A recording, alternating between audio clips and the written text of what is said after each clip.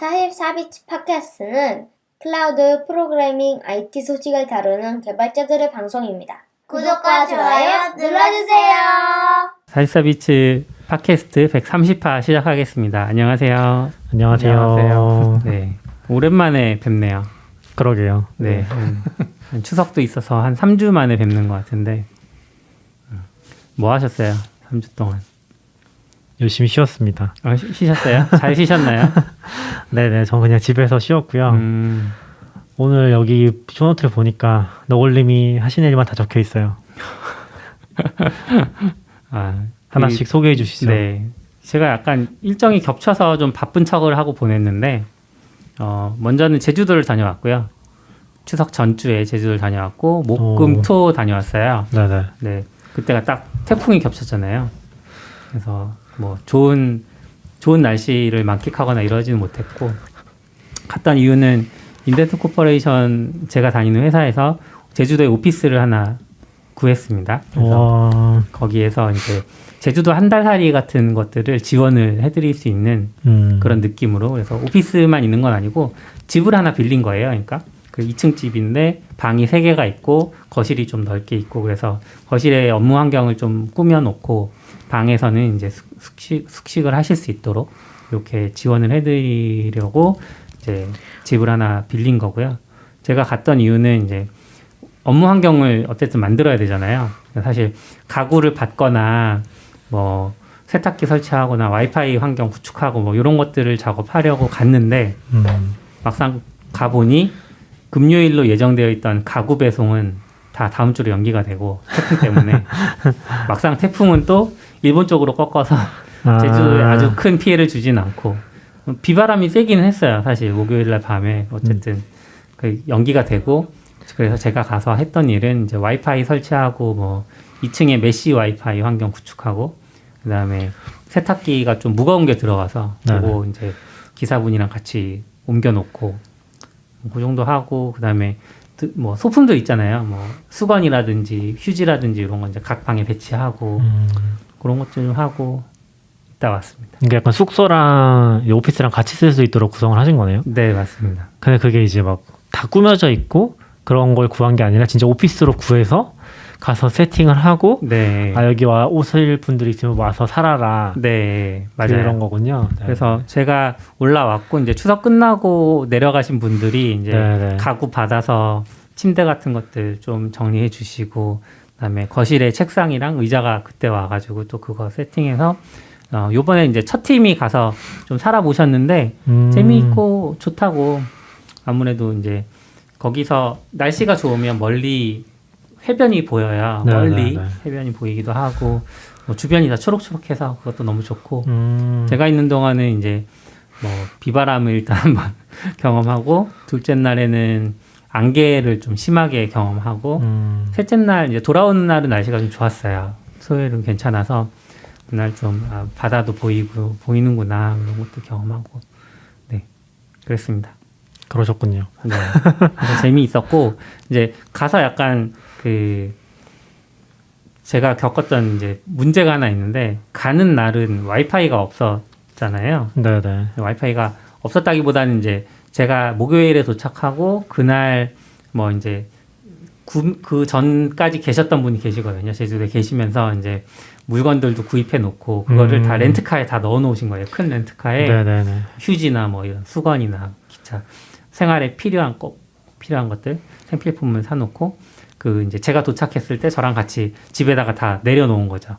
비가 살짝 오는데 그래놓고 이제 그분은 부랴부랴 이제 서울로 돌아가시고 저는 남아서 그 생필품을 정리를 한 건데, 그날 정리하는 도중에 KT에서 와서 이제 인터넷 설치를 해주시고, 그날 저녁 7시부터 9시까지 제가 이제 원격 행사 참여할 일이 있었어요. 네네. 42 서울이라고. 네네. 그래서 그거를 이제 부랴부랴 참석을 했습니다. 벌써 넘어가는 건가요, 제주도에서? 제주도 궁금한 거 많은데. 그러니까요. 제주도 지금 궁금한 게 많은데. 거기는 그러면은 아무나 쓸 수 있는 거예요, 회사면은? 그 구글 캘린더에 네. 방 3개를 리소스를 잡아놨어요. 네, 그래서 이제 그거 신청해서 예약해서 쓰시면 되고, 네네. 저희 회사 분들은. 그리고 게스트는 그 집을 통틀어서 한 팀만 받아주기로. 게스트? 네, 그러니까 회사뿐이 아닌데 뭐 예를 들어 친구가 같이 제주도에 내려가고 싶을 네, 수도 네, 있잖아요. 네. 그러면 이제 그 친구분이랑은 내려갈 수 있지만 이미 게스트가 존재하는 기간에는 들어가실 수 없는 그런 식으로. 그러면 저희 셋이 못 가는 거예요? 게스트가 2명이니까? 그렇긴 한데 뭐 가고 싶다고 하시면은 기간을 잘 잡아서 제가 저희도 갈 수 양해를 있는 거군요. 구해보겠습니다. 비어 있으면 사실 갈 수 있다고 하시는 김에 이제 인덴트 코퍼레이션에 취직하시면은 그렇죠. 제주도에서 저희, 일할 수 있다고 합니다. 취직하시면 뭐 들어오셔도 되고. 어떻게 하다가 그렇게 하게 되신 거예요? 그러니까요. 일단 사내에 그 제주도 한 달 살이 같은 것들을 해보고 싶다 이런 분들이 좀 계셨어요. 한 두세 분 정도 계셨는데 가시면은 이제 숙소비가 제일 큰 부담이잖아요. 사실은. 그리고 한 달 정도 빌리면 에어비앤비 이런 것도 꽤 비용이 크고. 요즘에 특히 더 비싸졌죠. 네. 네. 근데 올해 중반 정도에 PM분 한 분이 들어오셨는데 그분이 계시던 회사가 이런 비슷한 걸 운영을 하셨던 거예요. 그럼 경험이 있으니까 그러면은 그 노하우를 가지고 우리도 한번 운영을 해보자 이런 생각을 해서 대표가 알아보고 결정을 했죠. 저도 요즘에 어차피 코로나 이렇게 계속 될 거면 네. 그냥 속초나 제주도 가서 일하나 여기 있으나 뭐 맞아요. 한 일주일 차이 마시고 없을 거예요. 오고 할까 막 그 생각도 들긴 했었거든요. 저는 이제 가족들의 사정상 그 전라남도 광양에 좀 자주 내려가고 있잖아요. 최근에 거기 가서 원격 근무도 오래 하고 하는데 또 오래 해보니까 아예 이제 서울에 있으면 그래도 여차하면은 갈 수 있는 거리인데 광양에 있으면 여차해도 못 가잖아요. 네. 그런 거리에 있다 보니까 사실 심리적으로는 좀 불안함이 있어요. 그리고 이게 만나서만 또 해결되는 정서라는 게 있는데 원격으로는 좀 어렵다 이런 생각도 하기도 하고. 그렇죠. 그게 뭔가 저희도 계속 그런 비슷한 얘기가 나오는데 네. 원격으로 하면 더 각 잡고 얘기하게 되는 그런 게 좀 큰 것 같아요. 그러니까 회사에서 이제 눈에 보이는 상황이고 얘기를 할 게 있으면은 그냥 바로 물어보고 뭐 시간 괜찮다고 하면 또 얘기하고 처리할 수 있는데 그런 게 좀 스무스하지 않은 느낌? 맞아요.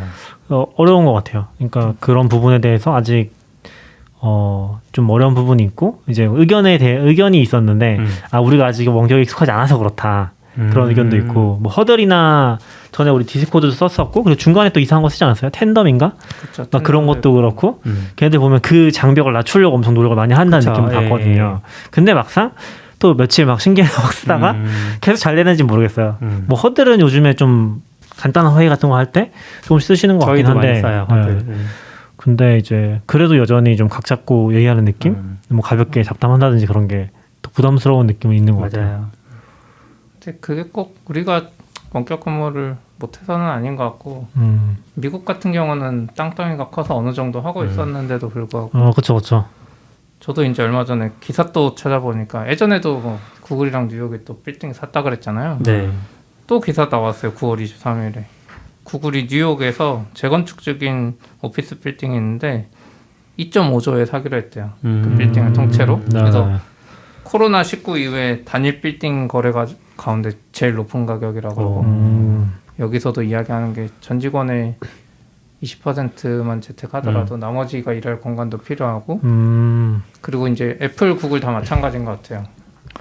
이게 원격 근무가 생각보다 뭔가 힘들다. 그러니까 풀 원격 근무가 예전처럼 하던 건 오히려 괜찮았는데 네. 그런 것도 있는 것 같고 어제 또 기사 보니까 한국의 그 하나투어는 위드 코로나로 해서 10월 1일부터 아예 오피스 출근제로 바꿨더라고요. 실험하겠다고. 그러니까 그 하나투어 입장에는 또 그럴 만한 것 같아요. 우리가 먼저 그런 걸 선도적으로 해야 된다는 여행 그쵸. 하나 자체가 거의 사운이 아예 걸려 있는 건데 사실은 거기는. 그래서 뭔가 이런 시도가 있는 것 같은데 제주도 오피스 좋은 것 같긴 한데 할 수 있나 우리도? 그래서 저희 이제 제주도 오피스 만든 김에 워크숍도 하자 거기서. 그래서 거기가 타운하우스 촌이에요. 그 타운하우스 중에 하나를 거예요? 임대를 한 건데 그래서 옆에도 좀 알아보고 그러면 이제 어차피 거의 비슷한 구조니까 그 타운하우스들 한 개 정도 더 빌리면 저희 회사 아직 그렇게 규모가 크지는 않아서 2채 정도면은 충분히 숙식하면서 거기서 지낼 수 있지 않겠냐. 그래서 모여서 좀 회의 같은 것도 하고 워크숍 하고 오자 이런 얘기 있어서 워크숍 일정도 잡히고 아, 그럼 하나 더 빌리실 예정인 거예요? 네. 그건 단기로? 그쵸. 아. 그거는 뭐 2, 3일 정도? 거기 뭐 그렇게 빌릴 수 있는 물건이 되게 많은가 보네요. 그 타운하우스 통으로. 그것까지는 모르겠는데 뭐 근처에 만약에 별장이 있다고 하면 네네네. 그냥 개인적으로 연락을 해서 뭐 에어비앤비처럼 빌린다거나 할 수 있지 않겠냐 뭐 이 정도인 거죠. 근데 타운하우스 안에 보니까 한 7, 8채 있는 것 같아요. 아, 네. 근데 제가 만약에 결혼 안 하고 그랬으면 그냥 계속 제주도에서 일할 것 같은데 아까 약간 비어있다는 식으로 이야기하는 거 보면 또 일하시던 분도 다시 서울로 돌아오고 이러셨나 봐요. 아, 요번에 이제 한 팀 가셔서 한 일주일 정도 계셨고 이제 어제 다 서울로 올라오셨더라고요. 이제 다음에 누가 갈 거냐 뭐 바로 갈 사람이 있어 보이지는 않는데 그래도 이제 지금은 막 생긴 지 얼마 안 됐으니까 개인의 일정도 있는 건데 막 바로 갈 수는 없잖아요. 하지만 조금씩 운영하다 보면은 많이들 가 계시지 않을까. 근데 이제 가서 있으면 제일 안 좋은 게 제가 경험해 봤을 때는 근처 식당이 일단 없어요. 그래서 밥을 해 먹어야 되거나 아니면 뭔가 그 시켜 먹는 것도 안 돼요. 왜요? 배달의 민족 이런 거 멀어서. 안 해줘요? 아, 제가 가서 배달의 민족을 열었거든요. 처음 봤어 그런 화면. 왜요? 식당 목록이 안 나와요. 아, 저도 가끔씩 그런 거 해보는데 아무데나 이제 지역 바꿔가지고 보거든요. 여기 네. 살면은 배달 시켜 먹을 수 있나 이런 거. 근데 그러면 차도 지원해줘야 되는 거 아니에요? 아 그래서 네. 그건 차는 이제 사실 회사의 자산으로 잡기가 좀 대표가 약간 투자사들도 있고 하니까 미안한 마음이 있나 봐요. 그래서 투자금을 어쨌든 사야 되는 거는 그쵸. 일종의. 그래서 예전에 엘로모바일에 벤츠 타야 된다고 해서 한번 아 그래요? 그래서 대표가 그냥 개인 돈으로 차를 하나 구매해서 갖다 놓기로 했어요. 대표님들 좀 그런 생각이 있는 것 같아요. 네. 투자자들한테 그러면 그쵸, 이제 생각했을 때는 공항에 내렸을 때 거기서 이제 택시를 타고 거기로 들어가면 그거는 한 25,000원 정도 나온다고 하더라고요. 그래서 그렇게 해서 그 렌트카로 이제 생활하고 이제 집에 올 때 다시 택시 타고 공항 가고 뭐 이렇게. 네, 확실히 서울만큼 편하진 않겠네요. 가면 또 이제 그쵸. 직접 마트에서 다 사다 놓고 네 맞아요. 좀 그렇게 생활해야겠네요. 네. 저는 좋은데 저는 원래 집에서 라면만 먹으면서 사는 타입이라 근데 이제 대표님은 힘드실 것 같아요. 아, 대표님 약간 카페 가시는 스타일이잖아요. 맞아요. 아, 근데 근데 집이 뭐 카페 같으면은 렌트카 또 있으니까. 그런가? 아, 집이 카페 그리고 같으면 집도 괜찮아요. 카페 같은 느낌이기도 네. 해요. 맞아요. 그러면은 하긴 뷰가 엄청 좋고. 그러니까 내려서 저도 그런 걸 좀 생각 많이 하는데 지금 빌라 있으니까 이게 탑층인데도 막 창문 열어놓으면 그렇게 하기가 힘들어요. 어차피 이게 뭐라고 해야 되지? 뭐 많은 뷰가 있잖아요. 근데 옆 건물 뷰, 그렇죠. 약간만 옆집 뷰 이런 거라서 창문 열고 그러는 게 좀 부담스러워서 거의 좀 가려놓거나 그렇게만 쓰거든요. 그게 좀 되게 답답한 것 같아요. 그래서 좀 아내랑 로망 있는 거는 좀 테라스에 있는데 그 밖에랑 연결돼 있는 공간이 있는 곳 그런 거 되게 가고 싶긴 하거든요. 나중에는 근데 그러면 좀 덜 답답하고 작업하기 좋을 것 같긴 해요. 그러니까 약간 스벅에 가는 것도 일단 공간이 되게 넓고 그리고 저는 그 뭐라고 하지? 이렇게 바 자리 있잖아요. 그런 자리 좋아하거든요. 바깥 풍경이 보이는. 그래서 그런 게 좀 좋은 것 같아요. 집중도 잘 되고 여유도 있고. 나중에 한번 기회 되면 초청해서 제주도에서 함께. 아 좋은 것 같아요. 네, 안 쓰는 시기가 있으면 네네. 또 같이 가고 가봐도 괜찮지 않을까요? 피님 힘들까? 네? 근데 가족은 못 가는 거 아니에요? 그래서 이제 가족과 게스트의 괜찮은데. 가족이 되냐 안 되냐인데 아, 그 방 3개 중에 제일 큰 방이 있는데 그거를 약간 가족방으로 운영을 할 혹시 가고 싶은 예정이 사람이 있으면 그, 네. 그 결혼한 분 한데 가족이 같이 있으면 낮에 일하기 힘들어요. 그게 문제인 것 같아요. 그러니까 이제 그러네. 그분들은 낮에는 가족분들은 이제 뭐 여행을 한다거나 하면 되니까 저녁에 같이 시간 보내고 이렇게. 아니면 뭐 따로 구해서 있든지. 뭐 그래도 되는데 근처에는 따로 구할 만한 데가 있을까 싶어서 괜찮은 것 같네요. 제주도. 노골님 그냥 거기서 일하셔도 되는 거 아니야? 가족 없으니까 저기서 일하시다가 거기서 다이렉트로 배 타고 광양에 아 뭐 갔다가 그래도 돼요. 안 돼. 여기 지금 이중으로 등록돼 있으시잖아요. 네. 뭐가요? 44비치랑 네. 여기 업무도 하셔야죠. 여기서. 아, 여기는 약간 오피스 출근 지향인가요? 네, 아무튼 제주도를 그렇게 했었고 제주도에서 이제 42서울이라는 행사에 참여하게 됐어요. 제주도에서요? 네. 아 제주도에서 하는 거예요? 아니요, 그건 원격, 아니고 원격. 원래는 이 행사는 오프라인, 온라인을 병행해서 진행하려고 계획을 하셨었는데 네네네. 방역 단계가 이제 바뀌면서 온라인으로 다 전환이 됐어요.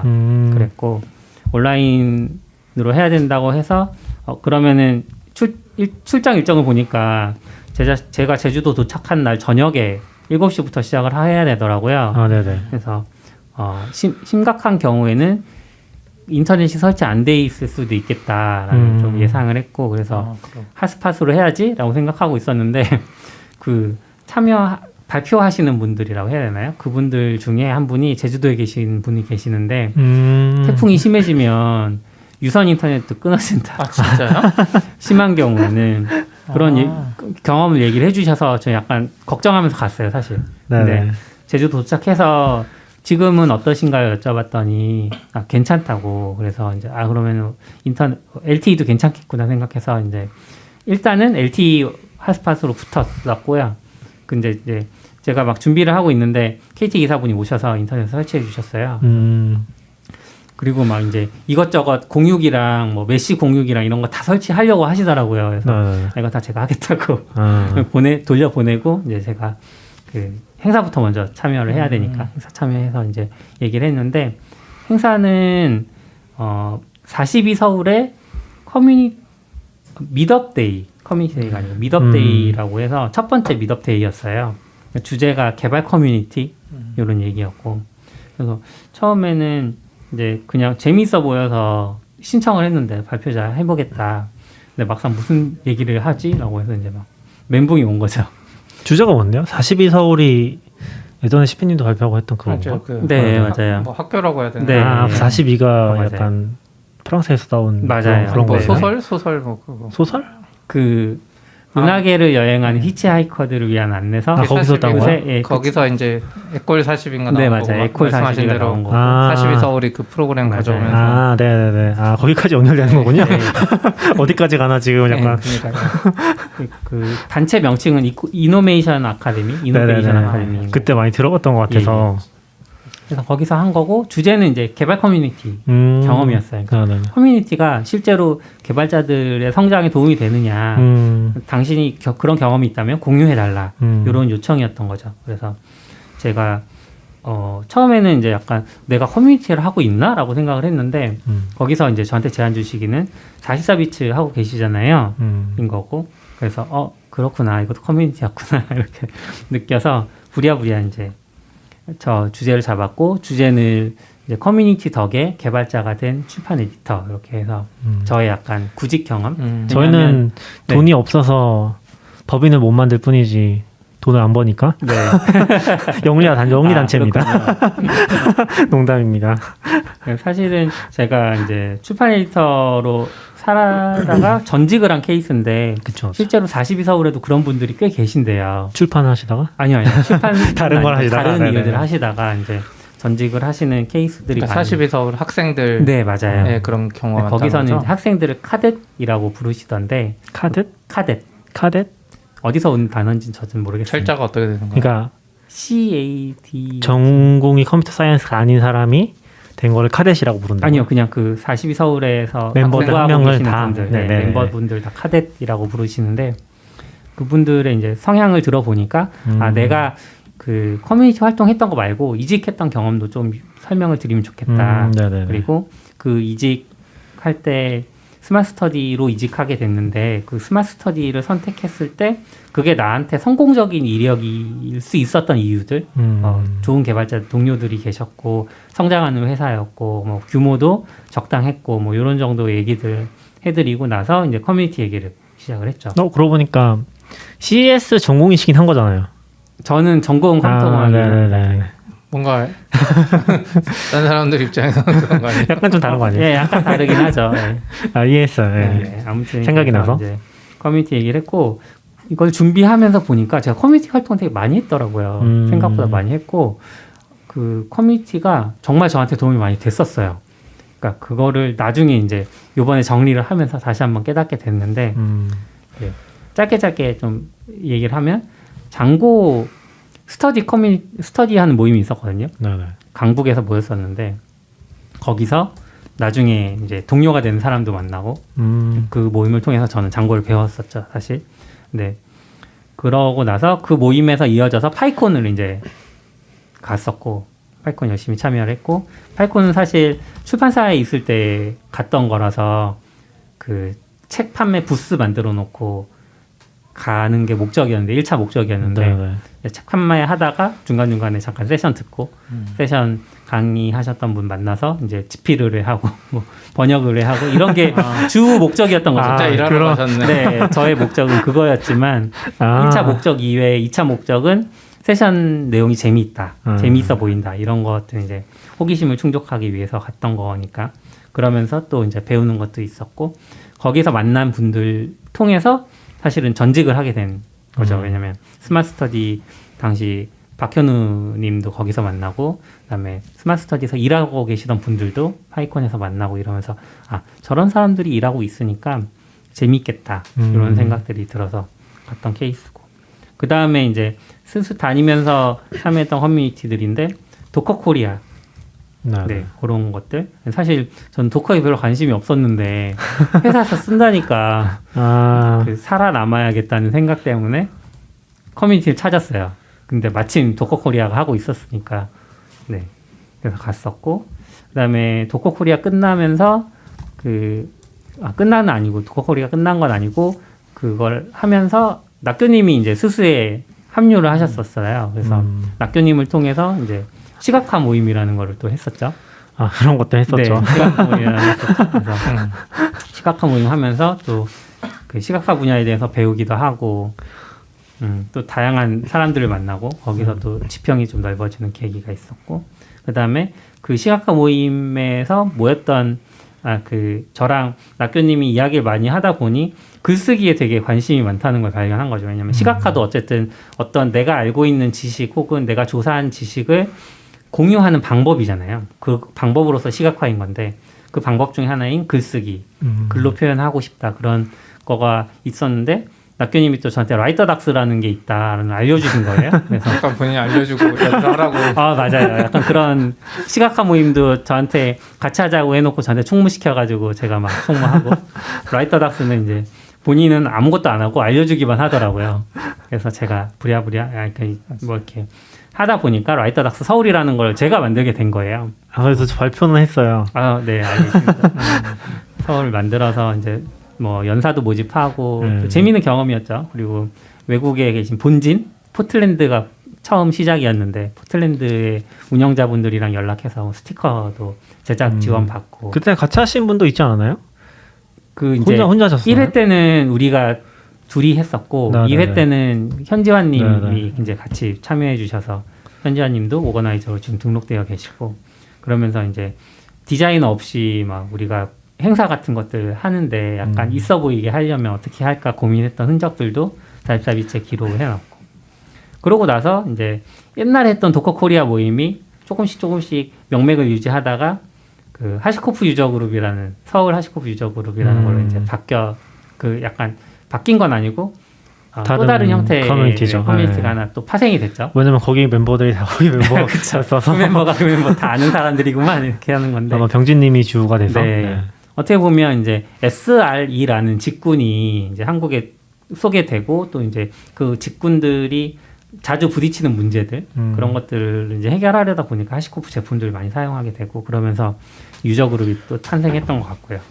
그래서 여기도 들어가게 되고 또 이제 이 유저 그룹뿐만 아니라 그 지금도 하고 있는 그 인프라 스터디 모임 그 사실 도커 코리아 때부터 이제 이어지는 조그맣게 있었던 배경이 되는 인프라 스터디 모임인데 그 스터디 모임도 제가 참여를 했었고 그러니까 되게 많은 거예요. 그리고 이제 지금 하고 있는 44비츠 이것도 사실 우연히 두 분이 저를 불러가지고 팟캐스트 합시다 해서 시작하게 된 건데 이걸 통해서도 얻는 것도 많고 또 다양한 분들 만나고 그래서 이런 얘기들을 했었어요. 네. 재미있었겠네요. 네. 거의 지금 이야기하신 거 들어보면 실제 발표는 1시간 하셨을 것 같은데. 아니에요. 근데 실제 발표는 줄이어서 한 20분 정도 했던 것 같아요. 엄청 짧게 하셨네요. 지금 한 20분 얘기하신 거 같은데. 아니 지금 10분도 얘기 안 했어요. 아 근데 지금 검색해도 안 나오긴 하네요. 이거는 공개되는 건가요? 어떤 거요? 예, 이게 공개되는 행사가 아니었어요. 아 그래요? 네. 그냥 비공개로? 네네. 그래서 내부 분들이랑 그다음에 42서울이랑 평소에 좀 관련이 있던 분들한테만 알려졌던 소식인 것 같아요. 그래서 아웃사이더님이 갑자기 저한테 물어보시는 거예요. 발표하시나요? 그래서 네, 어떻게 하셨어요? 봤더니 이렇게 저희한테 공개됐던 홍보물을 아웃사이더님도 받으셨더라고요. 같이 발표하신 거예요? 아니에요. 발표하신 거 아니고. 아웃사이더님은 발표는 안 아웃사이더님 하셨어요. 약간 홍보를 담당 부탁받으신 거 아닐까요?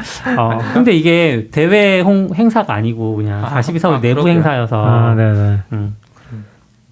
아닌가? 그때 저희 게스트 채널에 한번 올려주셔서 아셨던 거 아니에요? 예, 그러니까 그때 저한테 물어보시는 거예요. 그래서 이거 뭐지? 하고 어떻게 하셨을까 이렇게. 근데 그래서 아마 42서울과 평소에도 좀 연락을 많이 하시는 느낌이어서 발표 잘 하셨으니까 이제 글로 정리하셔서 사입사 교체. 아니, 이거 유튜브 인터뷰 컨텐츠로 만들어서. 괜찮은 것 같아요. 근데 저희가 생각하는 지금 인터뷰 채널의 인터뷰이가 맞나? 인터뷰어는 너굴님이라서 셀프로. 스스로 재밌는 컨텐츠 많던데 이제 유튜브도 보면 이제 셀프 인터뷰 같은 거 있잖아요. 그런 게 있어요. 내가 묻고 내가 답하는 편집해서 다른 사람인 것처럼. 네. 하각만 바꿔가지고 그럴 수 있죠. 아무튼 네, 이런 거 그런 하셨군요. 모임을 좋은 것 같아요. 네, 다녀왔습니다. 그래서 진짜 바쁘셨네요. 네. 제주도 세팅하고 그러니까요. 발표도 하시고 발표하고. 발표 자료 만드시는 것도 일이었을 것 같은데. 네, 발표 자료도 엄청 부랴부랴 막. 근데 진짜 커뮤니티 활동하면 좋은 것 같아요. 너굴님이 뭐 잘 얘기해 주셨고 다음에 또 공개 세션 있으면 좋을 것 같긴 한데 커뮤니티 활동해서 관심 있는 거 그런 거 하면 좋은 것 같아요. 저는 좀 힘들었던 게 항상 관심 있던 모임이 많지 않아서 직접 만들고 저는 빠지고 이게 좀 유지하는 게 쉽진 않은 것 같아요. 근데 좀 없으면은 뭐 직접 같이 찾아서라도 해보면 재밌는 것 같아요. 저도 그런 얘기를 했어요. 관심사를 평소에 좀 드러내라. 그리고 만약에 드러내기가 좀 뭐하면 트위터나 페이스북에서 보다가 거기에서 나랑 관심사 맞는 사람이 보이면 좀 부끄럽지만 말을 걸어라. 그 사람이랑 친해지고 그러다 보면은 우리 요 관심사로는 모임이 없는 것 같은데 모임을 한번 해보면 어떨까 이렇게 발전을 하고 그게 뭐 스터디 모임이 됐든 커뮤니티 형태가 됐든 이렇게 발전할 수 있다. 그리고 이제 만약에 이런 거를 처음부터 하기가 너무 부담스러우면 그냥 제너럴한 주제로 커뮤니티들이 많이 있잖아요. 뭐 파이콘도 사실 파이썬이 주제라기보다는 이제는 개발 커뮤니티 전반을 다 다루는 그런 커뮤니티라고 할 수 있으니까 그런 데 가서 좀 어떻게 운영되는지도 보고 사람들도 조금 뭐 만날 수 있으면 만나보고 하는 게 어떻겠냐 이렇게 의견을 드렸죠. 좋은 것 같아요. 근데 요즘엔 진짜 힘든 것 같아요. 예전에는 그쵸. 오프라인 행사도 맞아요. 많고 거기서 그러니까 내가 굳이 더 노력하지 않아도 한 행사 10개 가다 보면 자주 만나는 사람 한 5번 만나게 되고 친근한 느낌이 비슷한 들고 주제가 모이니까 또. 네, 그쵸. 얼굴도 봤던 사람이고 하는데 이게 코로나 시대는 아까 일하는 거랑 비슷한 것 같아요. 완전 맘먹고 이 사람이랑 말하지 않으면 이게 안 되니까 맞아요. 정말 힘든 시기인 것 같긴 해요.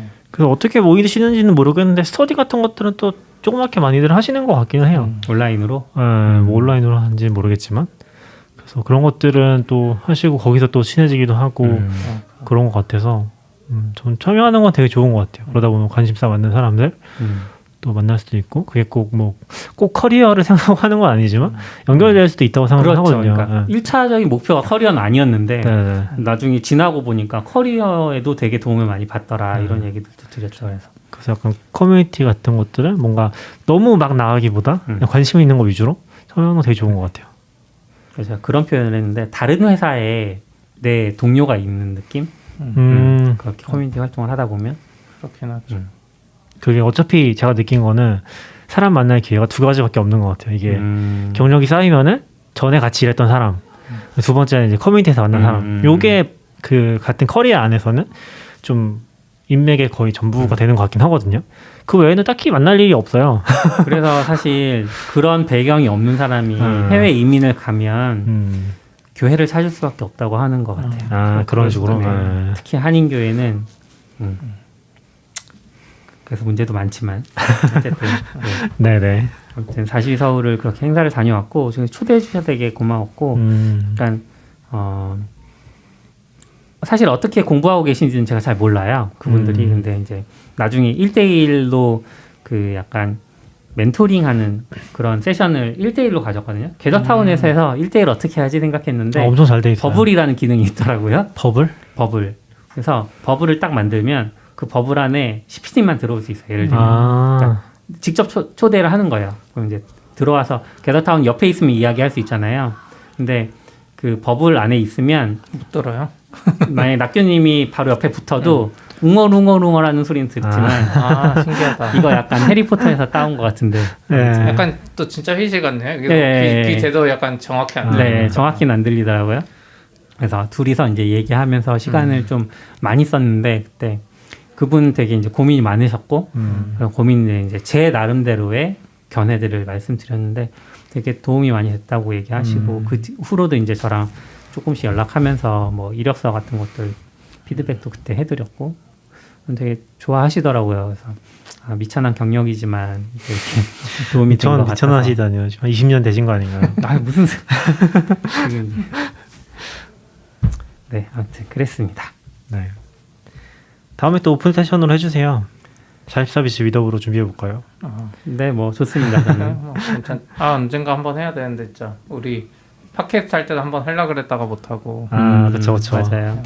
이제 좀 지금 위드 코로나 얘기가 나오고 있어서 또 이제 회사에서 부담만 없으면은 뭐 한 11월, 12월쯤에는 백신 맞은 사람이랑 체크해서 네. 할 수도 있지 않을까 싶긴 한 것 같아요. 저희가 정부에서 위드 코로나만 되면 사실 백신 맞은 사람 위주로 하는 건 부담 없을 것 같긴 해요. 저희도 SRE 미드업 저번에 했었는데 뭐 이외에도 지금 발표하고 싶은 분들이 있어서 생각하고 있거든요. 근데 시기에 따라서 네, 오프라인도 하면 좋겠다 소규모라도 그런 생각은 좀 하고 있어요. 좋네요. 기대하겠습니다. 위드 코로나 빨리 됐으면 좋겠네요. 네, 그 이제 시간이 많이 돼서 마지막 소식일 것 같은데 얼마 전에 뉴스페퍼민트가 그 더 버지의 기사를 번역을 한 게 있어요. 파일 보관 방법에 대한 기사였는데 제목이 뭐였냐면 컴퓨터에 파일을 보관하는 방식과 세대 차이. 뭔가 그 방법이 있나요? 그냥 놔두는 거 아니에요? 여기 이제 늙은이들만 모여 있으니까 그래요? 여기는 저는 아닙니다. 공감대가 있을 것 같은데 저 어릴 때 생각해 보면 저는 어릴 땐 컴퓨터가 없었고 잡지만 봤어요. 컴퓨터 잡지를 보면서 내가 컴퓨터를 사면 게임 폴더랑 뭐 미디어 폴더랑 뭐 이런 폴더를 그땐 디렉터리였죠. 심지어 디렉터리 구조를 이렇게 맨날 디렉터리 그리면서 상상하는 그러면서 놀았거든요. 세대가 조금 다른 것 같아요. 많이 다르죠. 네. 근데 이제 이 글에서 지적하는 부분은 학생들이 파일을 어디다가 저장하는지 아무도 관심이 없다. 그러니까 디렉터리 구조, 폴더 구조를 잘 작성하는 건 이미 9세대, 그러니까 옛 세대의 어떤 그 전통인 거고 요즘 세대들은 그런 거에 관심이 없고 그냥 내 파일이 잘 가면 됐지. 심지어 이제 클라우드도 나오고 이랬으니까 그런 문제들을 이제 언급을 하고 있습니다. 기본적으로 이제 컴공과 얘기는 아니고 네. 그러니까 일반적으로 대학생들이 그렇죠. 이제 이미 노트북도 거의 안 쓰는 그러니까 일본도 그런 얘기 많이 나왔었는데 컴퓨터를 사용할 줄 모른다. 컴퓨터 자체를 사용할 줄 모른다. 내 컴퓨터 사용하더라도 파일이나 디렉터리 개념이 없다. 뭐 어디서 뭐 다운로드 받으세요라고 했는데 어디에 다운로드 되는지 모르는 거죠. 그냥 아이패드나 휴대폰에서는 어쨌건 다운로드를 받으면은 바로 열리잖아요. 네. 그런 식으로 이제 관리를 하고 아니면은 뭐 검색을 해서 찾는다든지 그런 거에 더 익숙한 것 같아요. 그래서 이제 그거를 재밌게 기사로 써가지고 여기는 뭐 천체학과 쪽인 것 같은데 거기 교수님이 엄청 충격을 받았다. 어떻게 파일을 모를 수 있지? 그런 얘기거든요. 한참 디지털 전환되던 시기를 생각해 보면 그때부터 이미 좀 갈렸던 것 같은데 사람들이 어떤 사람들은 바탕화면을 깔끔해요. 어떤 사람은 바탕화면에 모든 파일이 다 있어. 그렇죠. 그죠? 바탕화면이 폴더 그 시작되는. 자체지. 네. 근데 사실 생각해 보면 그거 자체가 문제였다기보다는 어떤 환경이든 내가 원하는 파일을 빨리 찾을 수 있으면 되는 건데 바탕화면이 그렇게 어지러운 경우에는 옛날에는 보통 찾기 힘들었죠. 그러다가 이제 저는 그거를 구글 데스크탑 애플리케이션이 좀 해결해 줄 거라고 기대했었거든요. 예전에. 그래서 내 데스크탑에 있는 모든 파일을 검색할 수 있다고? 그럼 이제 어디든 갖다 놔도 상관없겠네. 라고 생각했지만 없어졌죠. 프로젝트가. 요즘 분들은 그게 뭔지 모르실 것 같은데 그쵸. 내 컴퓨터에 있는 파일을 문서랑 다 검색하게 해주는 거예요. 근데 요즘엔 기본 내장돼 있죠. 어떻게 보면 OS에. 맞아요. 예전엔 그게 없어서 윈도우에 구글 데스크탑이랑 네이버도 있었어요. 비슷한 거 제 기억으로는. 내 컴퓨터의 파일을 인덱스해서 검색해주겠다는데 다 없어지긴 했죠. 그래서 되게 인상 깊은 게 이 구아린 자프타 박사 네. 정리정돈의 달인이라고 디렉토리를 너무 잘 정리하고 사진도 카테고리별로 다 정리를 해서 이제 와. 운영한다는 게 굉장히 재밌는 포인트인 것 같아요. 그러니까 원래 이게 저는 일종의 어떤 베이스 시스템 저주 같은 거라고 생각을 하거든요. DB도 마찬가지고 파일 시스템도 마찬가지인데 컴퓨터의 구조는 지금 여전히 마찬가지지만 맥이나 윈도우나 리눅스나 다 파일 시스템으로 돼 있잖아요. 네. 그래서 모든 구현은 그 위에서 구현하는 거예요. 그렇죠. 그걸 베이스로 해서 프로그래밍도 그렇게 하고 있잖아요. 프로그래밍은 어쩔 수 없죠. 프로그래머는 이제 그 개념을 벗어나지 못하는 거죠. 그래서 약간 그런 포인트가 하나가 있어서 다른 어떤 접근들이 좀 뭉개져 있다. 그러니까 아이패드나 휴대폰으로 가면 그걸 없앴잖아요. 사실 파일 구조 모르잖아요. 네. 뭐 아이패드에 요새 넣긴 했지만 다시. 근데 이제 그래서 그러다 보니까 제가 되게 충격적이었던 프로그램 중에 하나가 저 이제 윈도우 쓸 때 에버노트를 완전 초기부터 썼거든요. 클라우드 되게 전부터. 네. 에버노트가 진짜 너무 충격적이었어요. 왜냐하면 그 전에는 뭔가 메모를 남기려면은 그게 스마트폰도 초기였을 테니까 나오기 전인가? 아무튼 메모를 남기려면은 메모장을 열고 뭔가 쓰잖아요. 그럼 항상 제목 없음으로 저장이 돼. 기억나시죠? 네. 제목 없음 그리고 뭐 제목 없음 2, 제목 없음 3 맞아요. 내가 뭘 기록했는지 찾는지 그런 게 너무 찾기 어렵고 그리고 이제 문제는 이제 귀찮다 보면 그렇게 저장해 놓잖아요. 네. 나중에 못 찾고 그런 게 이제 계속 악순환 되는데 에버노트는 이 제목이나 파일 개념 자체가 없는 거예요. 그냥 데이터베이스인 거죠. 그래서 그게 그 안에 녹여 있었다는 게 너무 충격적이었고 지금은 그게 너무 보편화되잖아요. 근데 그때 당시로 너무 그게 충격적이었어요. 그래서 거의 처음이었죠. 그쵸. 한동안 너무 잘 썼었죠.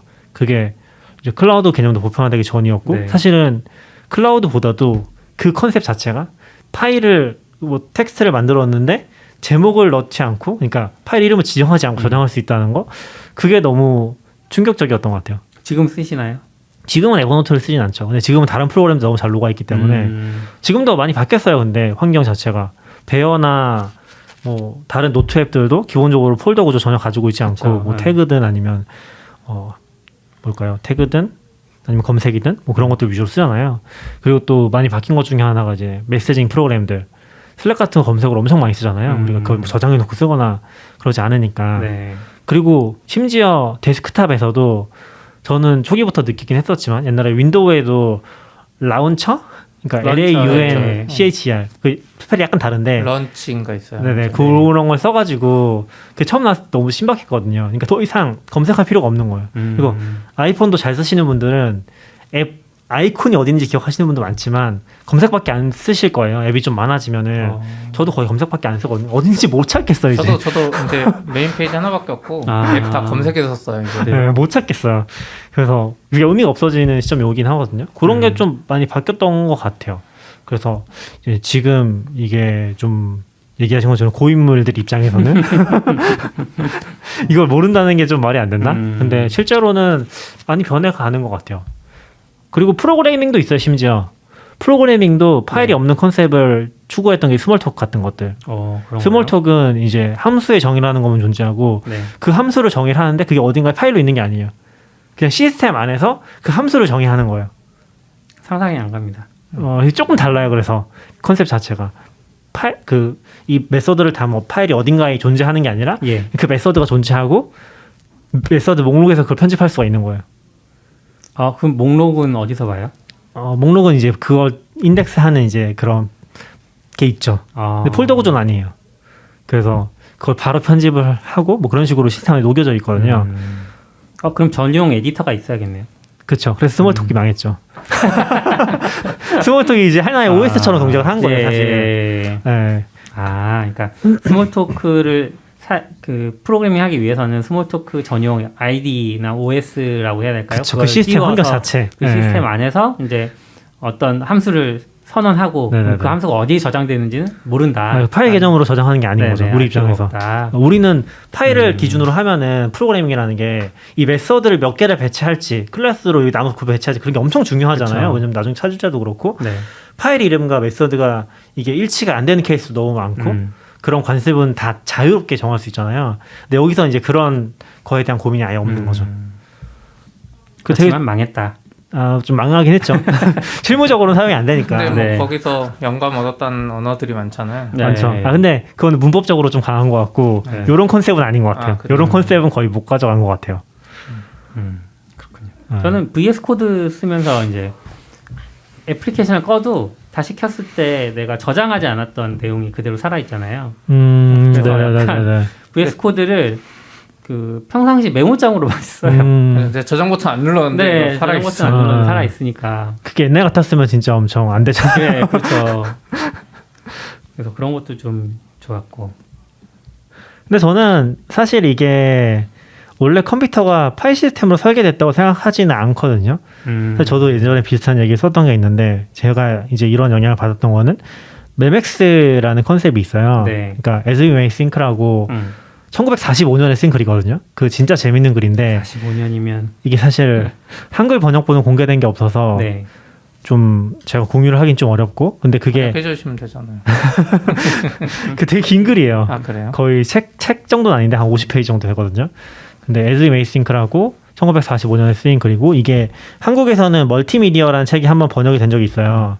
그게 이런 컴퓨터와 관련된 멀티미디어와 관련된 글들을 모은 뭐라고 하지 그거를? 앤솔로지 같은 글이거든요. 근데 나중에 모아놓은 글인데 거기에 이제 번역이 한번 되긴 했었거든요. 네. 지금도 그 책도 구하기 힘들긴 하지만 그렇죠. 아무튼 근데 그게 되게 재밌는 글인데 이 바네바 부시는 디지털 개념이 존재하기 전에 컴퓨터를 상상했던 사람이거든요.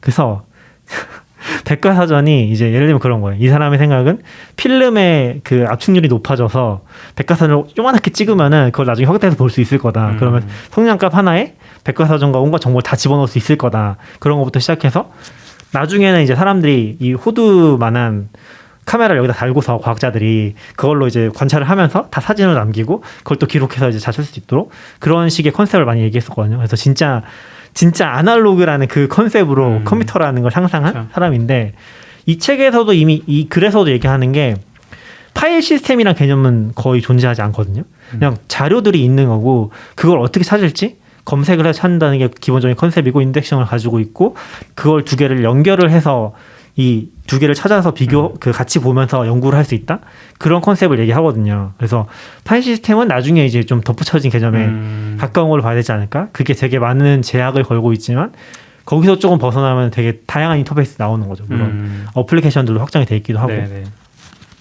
그러니까 파일 시스템을 잘 쓰려면 결국은 이 정보는 어떤 분류에 속하는가 그쵸. 이런 걸 이제 정의를 계속 해내야 되는데 이게 제가 비슷한 얘기를 아는 분한테 했을 때 그분은 이제 노문학과였는데 완전히 문과 분이셨는데 그건 굉장히 인류의 그 본능적인 수건? 본능적인 그런 거였다. 왜냐하면 인류가 그 지속 가능하기 위해서 이제 생존을 해야 되잖아요. 생존을 하기 위해서 했던 게 주변에 있는 생물들을 관찰하기 시작한 거죠. 그래서 먹을 수 있는 것과 없는 것으로 구분을 하고 그 다음에 맛있는 것과 맛없는 것으로 구분하고 익혀 먹어야 되는 것과 그냥 먹어도 되는 거 구분하고 움직이는 것과 아닌 것들을 구분하고 약간 지금 젤다 게임하고 있는 것 같아요. 요리할 수 있는 것과 없는 것과. 그렇죠. 이러면서 이제 생물학 쪽에서는 분류학으로부터 생물학이 시작됐다 이런 얘기들도 하거든요. 이게 그래서 기원전 4세기부터 거의 분류학이라는 것이 기록으로 남아있다고 할 수 있는데 그렇게 됐기 때문에 굉장히 오래된 학문이라고 어떻게 보면 볼 수 있어요. 그리고 본능과도 잘 맞고 근데 정보 분야로 넘어오면 이게 컴퓨터에서 시작됐다기보다는 어떻게 보면 도서관의 장서 분류 체계부터 시작된 거라고 볼 수 있는 거잖아요. 그러니까 어떤 책을 어떻게 찾아야 되는지 이렇게 접근을 하면서 그러면서 그 앞선 인류의 지혜와는 약간 동떨어져서 정보를 분류하는 또 다른 방법이 이제 그 정립되기 시작하면서 이제 컴퓨터로 넘으면 이게 폴더 구조. 폴더는 익숙한 어떤 그 서류철 이런 것에서 가져온 거니까 그런 개념을 가져온 거니까. 근데 지금은 회사에 가도 서류철도 잘 없고. 그렇죠. 네. 비유가 안 되죠. 그러면서 이제 어떻게 보면 단절되기 시작한 거 아닌가. 그 세대들의 어떤 지식이. 저는 그래서 이 세대 차를 얘기하잖아요. 그게 제일 클 것 같은 게 아이패드로만 그림을 그린 사람과 컴퓨터로 포토샵에서 파일 저장하던 사람과 인식 차이가 진짜 크지 않을까? 라는 생각이 살짝 들긴 하는 것 같아요. 아이패드로 그림 그리는 사람 그거 없어요? 최종본 진짜 최종본 진짜 이런 거 없으려나? 폴더 계정 자체가 약간 그러니까 아이패드에 들어가는 순간 다 클라우드잖아요. 그렇죠. 내 파일은 클라우드 어딘가에 있어. 그게 중요한 건데 컴퓨터로 하는 사람은 지금도 어도비 프로그램들조차도 클라우드 개념이 많이 못 녹았어요. 그러니까 뭐 잘 아시겠지만 저보다 무조건 파일 안에 저장을 해야 되고 파일 이름 적어줘야 되고 그 저희 세대의 그 대표적인 메뉴 이름이 그거잖아요. 세이브 에즈.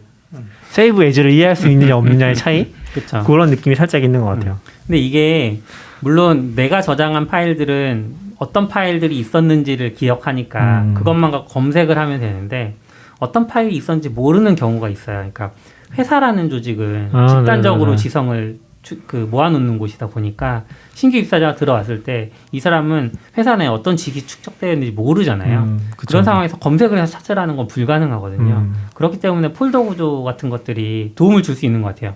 내가 어떤 경로를 따라가면 원하는 지식이 있는지 없는지 알 수 있어. 그럼 그때부터 이제 시작을 할 수 있는 건데 아무렇게나 해놓으면 안 되는 거죠. 근데 그래서- 회사 너무 커지면 네. 폴더가 안 좋아요. 그래요? 그러니까 이거죠. 우리는 사회생활 해봤잖아요. 그러면 내가 카드 신청이라고 검색하면 되는데 네. 카드 신청이라는 거는 총무과, 재물과, 인사일까 이걸 알아야 되는 거예요. 만약에 하이라키가 있으면 아 그거는 오히려 찾으려는 정보가 뭔지 알잖아요. 카드, 뭐 신용카드 이런 걸로 검색하면 되는데 업무와 관련된 지식들은 내가 뭘 찾아야 되는지 모르는 경우가 있다는 거죠. 대부분은 내가 검색어로 하는 게 좋지 않을까. 그러니까 회사의 뭐 세대 문화를 차이. 보고 싶어서 아, 쭉쭉 세대 차이. 보는 게 아닌 이상은 뭔가 내가 해야 된다는 뭐 목적이 있지 않을까요? 그러니까 전체를 보는 경우면 하이라키가 좋은데 오히려 하나씩 대부분은 뭔가 내가 신규 입사자니까 컴퓨터 수령 방법을 알고 싶으면 이제 총무에 뭐 폴더 들어가는 거는 사회생활 해본 사람은 총무라는 걸 알겠지만 이게 총무인지 뭐 기타인지 약간 그게 저는 경험에 따라서도 엄청 달라지는 것 같은데 최근에도 이제 그런 책이 나오잖아요. 노션 활용법 이런 것들. 근데 우리 입장에 사실 그럴 필요 없잖아요. 웬간하면 다 해보면 알 수 있는 것들이고.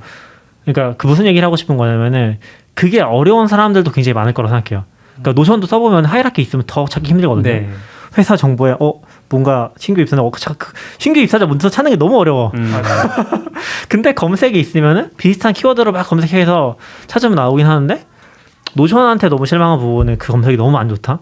그 우선순위에 대한 잡아준 너무 못해서 쓸모가 좀 떨어지는 것 같고 네. 그것만 잘 되면 되게 좋은 것 같아요. 근데 개인 입장에서도 그렇고 그 회사 입장에서도 그렇고 약간 지금도 많이 고민하시잖아요. 통합 검색 플랫폼 같은 거 슬랙이랑 뭐든 다 검색해 줄 수 있는 그런 것들에 대한 니즈는 되게 큰 것 같아요.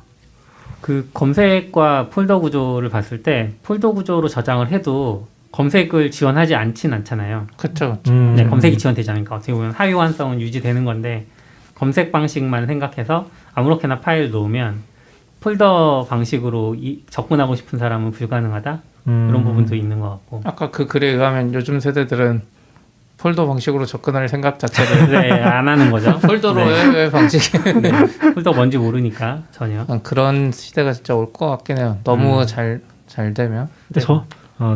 모르겠네요. 저도 구글 포토 옛날에는 폴더 같은 거 만들어서 관리해 볼까 생각했었는데 뭐 그럴 필요가 없이 얼굴 인식해가지고 얘 누구니 맞죠. 너 해놓으면 나중에 찾을 때 인물로 그냥 찾아지고 어느 위치에서 했던 거 그냥 검색만 하면 제주도 검색하면 제주도에서 찍은 그렇죠. 사진 나오고 하니까 내가 폴더 구조를 굳이 할 필요가 없구나 이런 생각들이 들더라고요. 저는 그런 게 좀 필요한 것 같아요. 원래 대본 싱크가 망하긴 했는데 네. 대본 싱크의 가장 핵심적인 기능 중에 하나가 유사한 문서를 찾아주는 거거든요. 여기다 그런 게 있었어요? 집어넣어 놓으면은 몰랐어. 자체 특히 영어는 OCR이 되니까 OCR 통해서 비슷한 문서를 찾아줘요. 또 이렇게 리서치하는 사람들 위한 뭐 일종의 좀 직접적이진 않지만 네. 간접적인 발상 도와줄 수 있는 도구인 거잖아요. 근데 그런 주변을 검색이 아니라 검색과 그 주변 탐색하는 거 그런 기능들이 같이 가면 좀 좋겠다는 생각 들긴 하는 것 같아요. 검색만 딱 되면은 사실 검색 시스템이 뭐 구글만큼 고도화되어 있진 않잖아요. 대부분의 경우. 그렇죠. 그 이그젝트 매칭이니까.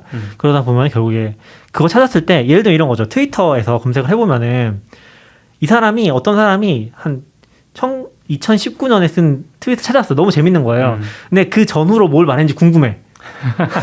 찾을 수 있는 방법이 그쵸, 없어. 그쵸. 물론 연산자가 있긴 한데 그 앞뒤로 찾을 수 있는 방법이 없다는 거죠. 음. 너무 고립돼 있는 거죠. 그 정보 자체가. 그런 것도 되게 중요하지 않나? 사실 해보는 것 같아요. 그러면은 좀 폴더 구조에 그렇게 피로가 좀 덜어지지 않을까? 저는 폴더를 되게 싫어하는 사람이긴 하거든요. 아, 네. 네. 아무튼 이야기하다 보니까 이제 정보의 뭔가- 활용성, 정보의 구조 이런 얘기까지 가게 되네요.